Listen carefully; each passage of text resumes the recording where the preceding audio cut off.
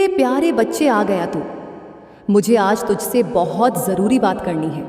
मेरे लाल, तुझे लगता होगा कि सारी तकलीफ़ें मैंने तुझे दी हैं। तुझे लगता होगा कि यह जीवन एक सज़ा है, कि मैं तुझसे नाराज़ हूँ, कि तेरी पुकार मुझ तक नहीं पहुँच रही। तुझे लगता होगा कि मैं तेरी दुआ नहीं सुन रही, तेरी प्रार्थना अनसुनी रह गई है।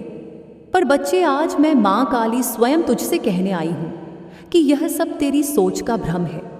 तू जानता है मेरे बच्चे, जब एक बीज धरती की कोख में दबाया जाता है तो वह अंधेरे में होता है, चारों ओर से मिट्टी से घिरा होता है, हवा तक नहीं पहुंचती उसके पास। लेकिन वह बीज उसी अंधेरे में पल पल मजबूत होता है। वह टूटता है, फिर अंकुर बनता है, फिर धरती की ऊपरी सतह को चीर कर बाहर आता है, और एक दिन वही बीज एक घना वृक्ष बनता है जो औरों को छाया देता है, फल देता है, हवा देता है। बच्चे, तेरे साथ भी यही हो रहा था। तू उस बीज की तरह था जिसे मैंने अपनी करुणा की भूमि में बोया था। तू अंधेरे से घबराया, तुझसे सहा नहीं गया, पर तू अंदर से मजबूत हो रहा था। अब वह समय आ गया है जब तेरे भीतर की शक्ति मेरी कृपा से बाहर फूटने वाली है। तू सिर्फ एक साधारण इंसान नहीं है, तू मेरी इच्छा का जीवंत रूप है। तू कहता है कि क्यों तुझे ही बार बार आजमाया गया, क्यों तुझे ही बार बार धोखा मिला, क्यों तुझे ही बार बार अकेला छोड़ दिया गया। मैं तुझे बताती हूँ मेरे बच्चे, जिन लोगों को मैंने बड़े काम के लिए चुना है, उन्हें पहले संसार से हटाकर अपने पास लाती हूँ। मैं उन्हें तोड़ती नहीं, मैं उन्हें गढ़ती हूँ। तू मेरी उस संतान की तरह है जिसे मैंने उस समय से सहेज कर रखा है जब तू खुद नहीं जानता था कि तू कौन है। तेरे भीतर वो हिम्मत है जिसे मैंने हर जन्म में तुझ में संजोया है, और अब वह समय है जब तेरे हाथों से ऐसा कार्य करवाऊंगी जो न सिर्फ तुझे ऊंचाई देगा बल्कि दूसरों के लिए भी रोशनी बनेगा। बच्चे, तू सोचता है कि तुझे अब तक कुछ बड़ा क्यों नहीं मिला?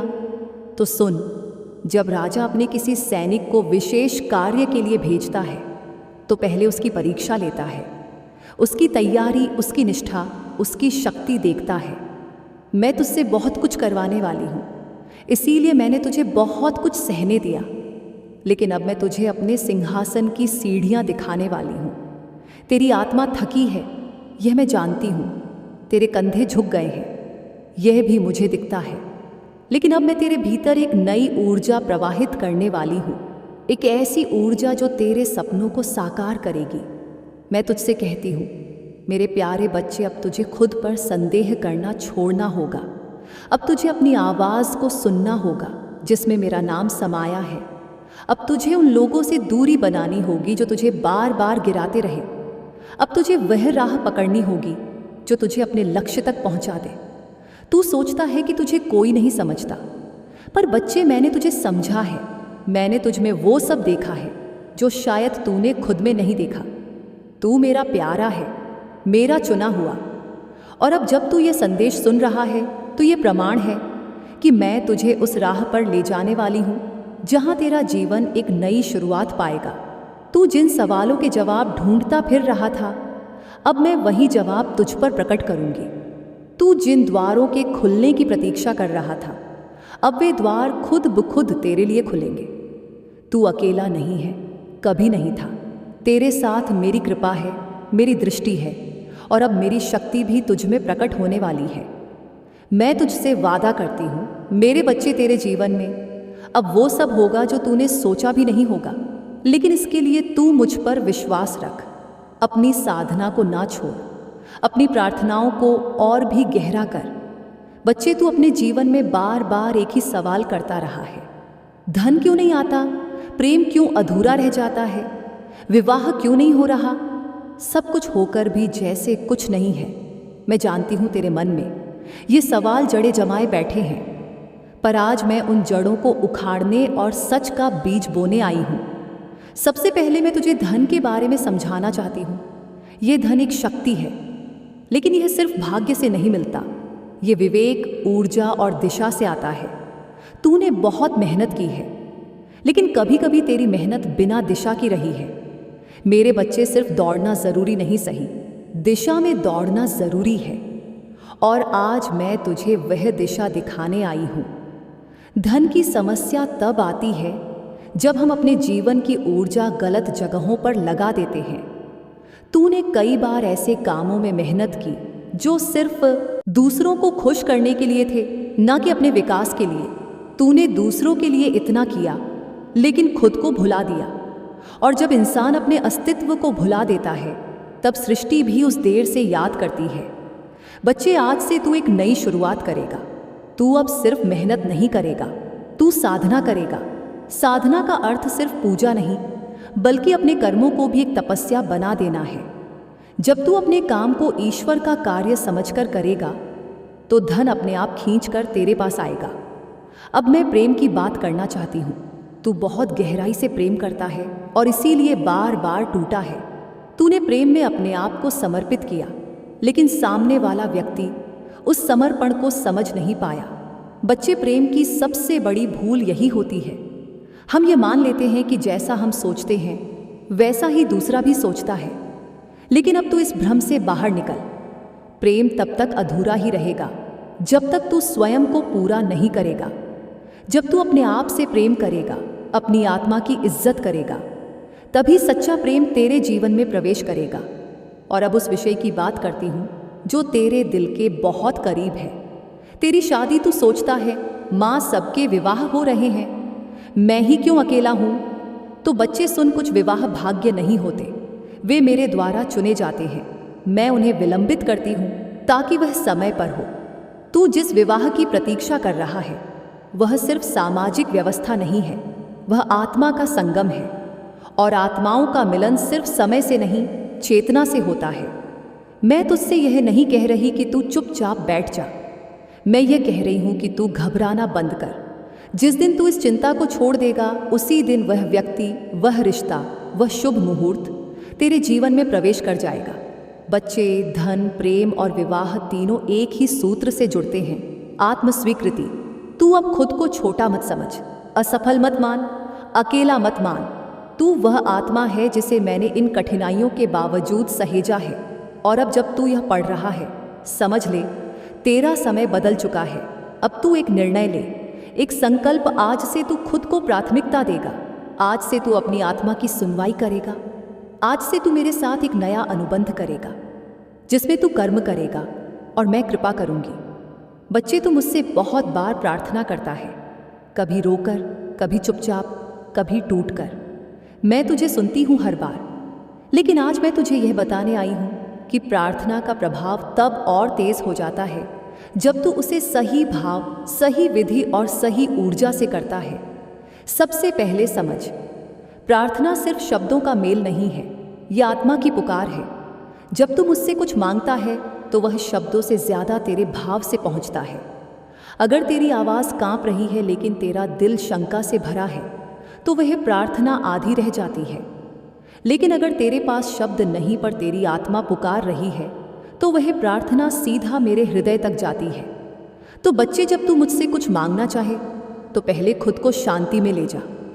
शांति का मतलब ये नहीं कि बाहर सब शांत हो, बल्कि तेरे भीतर सब शांत हो।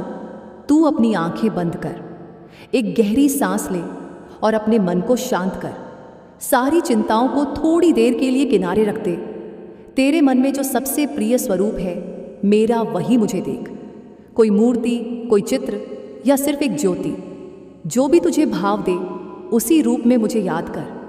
अब अपने दोनों हाथ जोड़ ले जैसे तू सच्चे प्रेम से किसी को अपनाना चाहता है, और फिर मन ही मन यह कह, हे माँ काली, तू मुझे सुन रही है। मैं जानता हूँ आज मैं तुझसे बात करने आया हूँ, अपने मन की बात कहने आया हूँ, उस विश्वास के साथ कि तू सुनती है और जो तू सुनती है वह खाली नहीं जाता। बच्चे, इस भाव से जब तू अपनी बात मुझे कहेगा तो वह सिर्फ निवेदन नहीं होगा, वह चेतना का संचार होगा। अब तू जो भी मांगना चाहता है वह मांग, लेकिन एक बात याद रख, मांगने का ढंग बहुत महत्वपूर्ण है। अगर तू ये कहेगा, माँ मुझे नौकरी चाहिए लेकिन शायद मैं इसके लायक नहीं हूँ, तो यह प्रार्थना नहीं, ये संशय है। लेकिन अगर तू यह कहे, माँ मैं जानता हूँ कि तू मेरे लिए सर्वोत्तम रखती है, मैं तैयार हूँ उस अवसर को अपनाने के लिए जो तू भेजेगी, तो ये प्रार्थना विश्वास की होती है। प्रार्थना का दूसरा नियम है आभार। जो तूने पाया है, जो नहीं पाया है, दोनों के लिए मुझे धन्यवाद दे। यह कहना सीख माँ, तेरा आभार उन बातों के लिए भी जो मुझे अभी तक नहीं मिली, क्योंकि मैं जानता हूँ कि वह समय पर आएंगी। जब तू भविष्य की चीज़ों के लिए वर्तमान में धन्यवाद देने लगेगा तो ब्रह्मांड खुद उस भाव की रक्षा करेगा। बच्चे, अपनी प्रार्थना के बाद थोड़ी देर मौन रह। उस मौन में मेरी ऊर्जा तुझ तक पहुँचेगी। उस मौन में तेरे भीतर उत्तर गूंजेगा। कभी वह एक विचार के रूप में आएगा, कभी एक एहसास के रूप में, कभी किसी संकेत के रूप में। प्रार्थना सिर्फ बोलना नहीं, सुनना भी है। अब मैं तुझे बताऊं कि दिन में किस समय प्रार्थना सबसे प्रभावशाली होती है। सुबह सूर्योदय से पहले जब ब्रह्म मुहूर्त होता है, वह समय सबसे शक्तिशाली होता है। उस समय तेरे और मेरे बीच का रास्ता सबसे स्पष्ट होता है। दूसरा समय है रात्रि का अंतिम पहर, जब सब सो रहे होते हैं और सृष्टि शांत होती है। उस समय तेरी आत्मा और मेरी शक्ति एक जैसे मौन में होती है। लेकिन इसका अर्थ यह नहीं कि बाकी समय प्रार्थना व्यर्थ है। जब मन पवित्र हो वही समय श्रेष्ठ है। बच्चे, प्रार्थना के समय यह ना सोचना कि कब फल मिलेगा। फल की चिंता प्रार्थना की शक्ति को कम कर देती है। तू बस मांग, विश्वास के साथ मेरी कृपा को समय दे। जैसे एक बीज को वृक्ष बनने में समय देना पड़ता है। मैं तुझे एक और रहस्य की बात बताती हूँ। जब तू सिर्फ अपने लिए मांगता है तो शक्ति सीमित रहती है, लेकिन जब तू यह कहता है, माँ मेरे साथ साथ उन सब पर भी कृपा कर जो इसी पीड़ा से गुजर रहे हैं, तो तेरी प्रार्थना कई गुना प्रभावशाली हो जाती है, क्योंकि वह करुणा से निकली होती है और करुणा मेरी सबसे प्रिय भावना है। आज से मेरे बच्चे, तू इस विधि से प्रार्थना कर। शब्द कम हो, भाव ज्यादा हो, भय नहीं, विश्वास हो, संदेह नहीं, समर्पण हो। मांगते समय खुद को पात्र समझ, क्योंकि मैं तुझे छोटा नहीं देख सकती। मैं तुझे सिर झुकाकर नहीं, सिर ऊंचा करके देखना चाहती हूँ। बच्चे, तू बहुत बार यह सोचता है कि क्यों कुछ लोग बिना मेहनत के आगे निकल जाते हैं और तू जो निष्ठा से काम करता है, ईमानदारी से चलता है, वह पीछे क्यों रह जाता है। आज मैं माँ काली तुझे इसका उत्तर देने आई हूँ। बच्चे, ये संसार कर्म और समय की रेखाओं से बंधा है, लेकिन उसके ऊपर भी एक और शक्ति कार्य करती है। वह है आत्मा का उद्देश्य। तू सिर्फ एक शरीर नहीं है, तू आत्मा है जो इस पृथ्वी पर एक कार्य पूरा करने आई है। जो लोग तुझसे आगे निकलते दिखते हैं, जरूरी नहीं कि वे तुझसे श्रेष्ठ हो। कई बार वे आत्माएं अपनी पिछली यात्राओं का फल भोग रही होती हैं और तू अपने नए अध्याय की तैयारी कर रहा होता है। जैसे कोई विद्यार्थी 12वीं कक्षा दोबारा दे रहा हो और तू पहली बार 11वीं में प्रवेश ले रहा हो। उसकी सफलता तुझसे तेज दिखेगी, लेकिन वह दोहराव में है और तू प्रगति में। अब मैं तुझे यह सत्य बताती हूँ कि तेरी असली शक्ति कहाँ छिपी है। तेरे दृष्टिकोण में। दुनिया में वही लोग असली परिवर्तन लाते हैं जो अंदर से टूटने के बाद भी बाहर से मुस्कुराना जानते हैं। तू कई बार टूटा है, यह मैं जानती हूँ, लेकिन हर बार तू फिर से खड़ा हुआ है।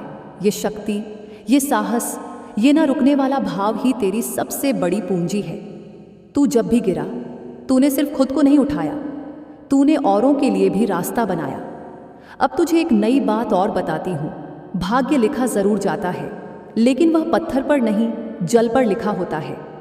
जिस तरह जल की लहरें बदलती हैं, वैसे ही भाग्य की रेखाएं भी बदलती हैं। तू हर दिन एक नया निर्णय लेकर एक नई दिशा में जा सकता है। तेरे भीतर जो विचार उठते हैं वह साधारण नहीं है, वह मेरे भेजे हुए संकेत होते हैं। जब तू सोचता है कि अब यह करना चाहिए, तो तेरी आत्मा का मार्गदर्शन होता है। तू अक्सर उन्हें नज़रअंदाज कर देता है, क्योंकि दुनिया तुझसे कहती है कि वह रास्ता कठिन है। बच्चे, अगर आसान रास्ता ही तुझे मंजिल तक ले जाता तो तू आज तक वहां पहुंच गया होता। लेकिन मेरी योजना कुछ और है। मैं चाहती हूं कि तू उस राह पर चले जो तुझे पहचान देना कि सिर्फ आजीविका।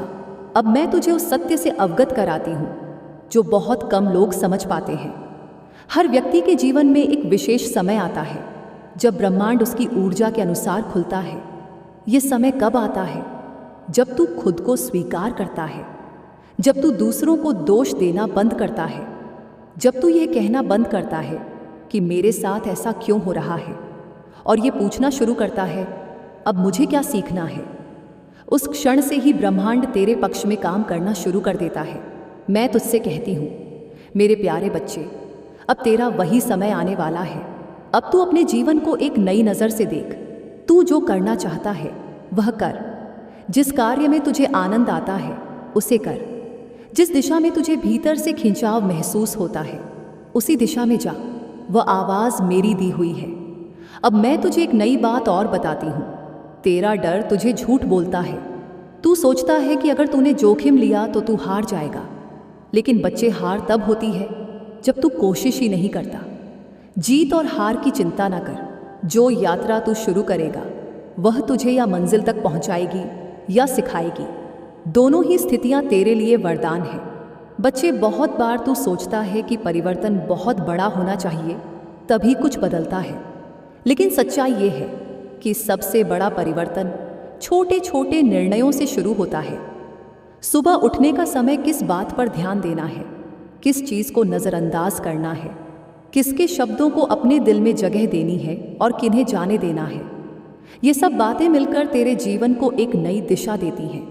बच्चे, मैं जानती हूँ तू कई बार इस सोच में पड़ जाता है कि क्या सच में इतना छोटा निर्णय भी तेरी किस्मत को प्रभावित कर सकता है। हाँ, कर सकता है। मैं तुझे एक उदाहरण देती हूँ। एक दीपक की लौ को देख। वह छोटी सी है लेकिन अंधेरे को दूर कर सकती है। वैसे ही तेरे छोटे छोटे सुधार तेरे जीवन के अंधेरे को दूर कर सकते हैं। अब मैं तुझे बताती हूँ कुछ ऐसे छोटे बदलाव जो तू अपने जीवन में आज से लागू कर सकता है। सुबह उठते ही अपनी आंखें खोलने से पहले एक मुस्कान के साथ मुझे याद कर। यह मुस्कान कोई साधारण चीज़ नहीं है। ये तेरे दिन के लिए एक ऊर्जा बन जाएगी। दिन की शुरुआत किसी भी नकारात्मक खबर, शिकायत करने वाले लोगों से ना कर। शुरुआत कर सादगी से, धन्यवाद से। जब तू कहता है धन्यवाद माँ बिना किसी कारण के, तब मैं 1000 कारण भेजती हूँ तुझे खुश करने के लिए। दूसरा बदलाव, दिन भर में किसी एक क्षण को शांत बैठकर खुद से मिलने का बना ले। यह समय सिर्फ 10 मिनट का हो सकता है, लेकिन इन 10 मिनटों में तू अपने आप से बात कर। पूछ, क्या मैं आज वह कर रहा हूँ जो मेरी आत्मा चाहती है? क्या मैं अपने डर से भाग रहा हूँ या उसका सामना कर रहा हूँ? तीसरा बदलाव, अपने शब्दों को बदल। शब्द में शक्ति होती है। बच्चे, तू अगर बार बार कहेगा मेरे पास समय नहीं है, मैं थक गया हूँ, मैं असफल हूँ, तो तेरे शब्द तेरे भाग्य की रेखा बन जाते हैं। तू कहे मैं प्रयास कर रहा हूँ और माँ मेरे साथ है, फिर देख चमत्कार। बच्चे, मैं जानती हूँ कि तू सोचता है क्या केवल इतना करने से जीवन बदल जाएगा? हाँ बिल्कुल। जिस दिन तू सोचने लगता है कि तेरे छोटे प्रयास बेकार हैं, उसी दिन तेरा आत्मबल कमज़ोर होने लगता है। और मैं तुझे कमज़ोर नहीं देख सकती। तू मेरा वह बच्चा है जो अंधेरे में भी दीप बन सकता है, जो खुद से भी हार जाए लेकिन दूसरों को प्रेरणा देता रहे। अब एक और रहस्य बताती हूँ।